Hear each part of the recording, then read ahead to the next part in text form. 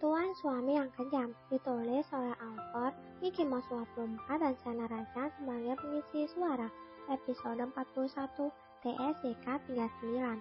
Selamat mendengarkan semuanya. Dan nampak gelisah dengan rapatnya kali ini. Pikirannya selalu tertuju pada istri kecil keras kepalanya yang berada di Jakarta. Apa ada yang mengganggu Tuan? Sesekali membuyarkan lamunan Daniel. Oh, tidak ada. Sampai di mana tadi? Tanya Daniel berusaha kembali fokus pada rapat. Sementara di mansion, Alicia masih berdiri mematung di ambang pintu. Langkah kakinya begitu berat. Sebenarnya Alicia tak ingin datang memenuhi permintaan ibu tirinya, namun mengingat jika posisinya bisa tergeser kapanpun jika Maureen sudah kembali.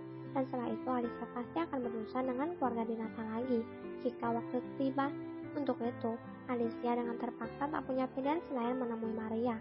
Alicia menghela nafas panjang, kemudian membuka pintu. Alicia menuruni tangga.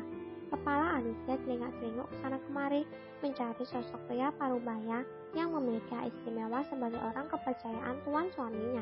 Beruntung lelaki parubaya yang tak lain adalah Pak Wis tak terlihat.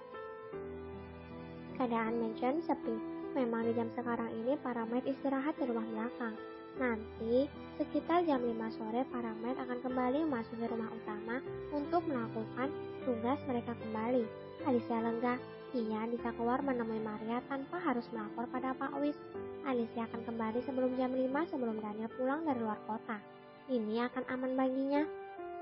Setelah 3 jam berkutat dengan bermasalahan SDM dan keuangan cabang perusahaannya, akhirnya rapat selesai, tentu dengan hasil yang memuaskan. Meski beberapa kali tadi Daniel tidak fokus akibat pikirannya yang bercabang, namun semua bisa terhandle berkat kejeniusannya. Ada apa dengan dadaku? Kenapa seperti terasa runyam? Tanya Daniel pada dirinya sendiri dengan suara pelan. Tangan kanan memegang dada kirinya yang berdetak tak karuan. Apa Tuan butuh pemeriksaan? Ali yang berada di balik kemudi mobil terdengar samar ucapan tuan mudanya, kemudian memberi usul. Mereka saat ini menuju Jakarta. Ya, beritahu Rahmat sekarang, kata Daniel. Alicia perlahan melangkah memasuki lobi hotel Kiwi yang berbintang 5 itu dengan perasaan campur aduk dengan gemetar. Alicia menuju restoran hotel di mana tempat yang telah diberitahu Maria tadi. Di sana, mata Maria menangkap seorang pria parubaya yang sangat anggun dengan seorang pria. Pria parubaya bertubuh kempal. Perasaan Alicia mulai tak enak. Apa ini akan berakhir seperti kejadian sebelumnya? Saat Alicia belum menikah, dijodohkan dengan beberapa rekan bisnis ayahnya. Tapi sekarang Alicia sudah menikah. Tidak mungkin kan ayah dan ibu tirinya menjodohkan, sementara Alicia masih berstatus istri orang. Gila aja jika dipikir benar. Alicia ingin lari sekarang. Tuan Daniel, batin Alicia memanggil nama Daniel untuk meminta pertolongan, sebab ia tak tahu lagi akan meminta tolong pada siapa. Tapi apakah Daniel akan menolongnya? Sementara Alicia tahu jika dirinya tidak berarti apa-apa bagi Daniel. Toh Alicia hanya seorang pengganti. Alicia tak punya pilihan selain kabur. Ia ingin menghindar untuk saat ini. Urusan kemarahan Maria dan Alicia hadapi belakang. Alicia hanya berharap semoga Maureen masih betah liburan hingga masa magang dan skripsinya selesai, agar Alicia tak lagi kembali ke mansion ayahnya jika Alicia sudah mendapat pekerjaan untuk menghidupi dirinya sendiri. Namun takdir baik tak berpihak padanya kali ini. Saat itu baru saja Alicia memutar tubuhnya untuk kabur, Maria melihatnya. Alicia! Teriak Maria. Alicia memangkuk tubuhnya tiba-tiba kaku sakit takutnya. Tepuk lembut di bahunya menyadarkan Alicia. Sini saya ikut ibu, ucap Maria lembut, kemudian membalik tubuh Alicia dan menuntunnya ke meja tempat duduk Maria tadi. Senyum licik di bibir Maria terbit. Pria parubaya bertubuh kempal tersenyum mesum saat natap Alicia. Terlihat dari matanya yang memindai seluruh tubuh Alicia berpakaian tertutup dengan celana jeans panjang warna hitam dan kaos warna marun dengan panjang. Bagaimana? Tanya Maria mengendikkan mata pada pria gempal itu. She is beautiful, ucap pria gempal itu. Jadi kapan saya bisa menikahinya? Ucap pria gempal antusias. Dek, ternyata dugaan Alicia tak salah. Sungguh kejam dua orang manusia parubaya ini. Apa mereka tak punya hati menikahkan perempuan yang sudah memiliki suami? Tiba-tiba pikiran Alicia teringat ayahnya, Dinata. Apa Dinata juga terlibat dengan perjodohan ilegal ini?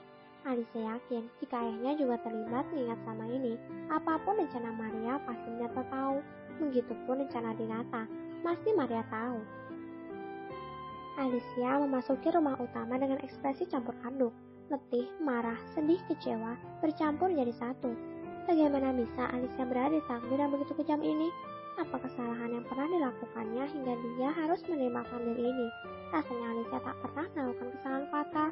Toh selama ini Alicia hanya patuh pada semua perintah Ninata maupun Maria sampai Alicia harus rela menikah dengan Daniel yang kejam itu. Hingga nanti harus rela menyandang status janda di usianya yang masih muda. Air mata Alicia luruh tanpa permisi. Kaki rapuhnya ia seret langkah demi langkah menuju kamar utama. Para maid yang melihat hanya bisa menunduk hormat. Tin! Suara klakson mobil pertanda mobil masuk gerbang mansion. Alicia menghentikan langkahnya saat pijakan kakinya sudah berada di tangga teratas. Buru-buru Alicia menetralkan ekspresinya dan mengusap kasar pipinya yang dirasa basah itu. Alicia turun untuk menyambut kedatangan Daniel. Alicia berjalan mendekat kemudian mengambil tangan Daniel untuk diciumnya. Kampungan, gumam Daniel melihat pakaian Alicia. Alicia tersadar, satu kesalahan telah ia perbuat di mata Daniel.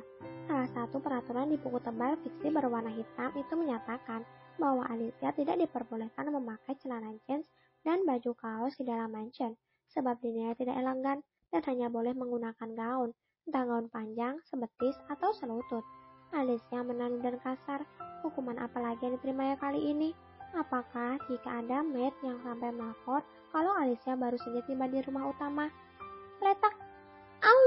Sentilan dari tangan kasar milik Daniel mendarat di dahi Alicia. Alicia mengelus dahinya terasa amat nyeri. Alicia hanya bisa menunduk untuk menutupi matanya yang kembali berkaca-kaca. Memang sentilan tangan Daniel menimbulkan sakit di dahinya. Namun bukan karena itu yang membuat air matanya kembali membendung di pupuknya. Toh Alicia sudah kembali ngerasa sakit fisik. Tapi rasa sakit batinnya lah. Dadanya sakit karena Alicia selalu salah di mata orang-orang jika dirinya tak bernilai sama sekali. Sepertinya Daniel yang menanggapinya sebagai sasaran emosi hanya karena kesalahan kecil dilakukannya.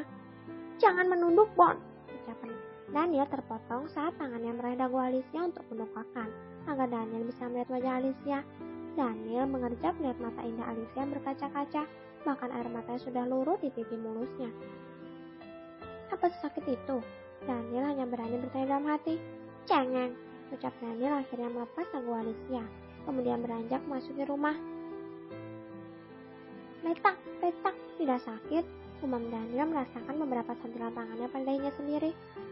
Dasarnya aja manja, menolak Daniel menuduh Alicia. Alia mengikuti Daniel dari belakang, terperangah melihat tingkah konyol dua Daniel itu. Ya, Alia mengikuti Daniel masuk ke rumah utama, sebab sebentar lagi Daniel akan melakukan pemeriksaan dadanya, yang katanya mengalami ruam. Kenapa jadi bodoh? Tanya Ali dalam hati, melihat tuan arwahnya menyentil dahinya sendiri dan bermonolog. Baru kali ini Ali melihat tuan mudanya melakukan hal konyol demikian. Alhasil, Ali hanya geleng-geleng kepala. Oke para pendengar semua, sampai jumpa di episode selanjutnya. Kalau kamu mau dengar audiobook lebih banyak dan gratis, segera download AudioTune.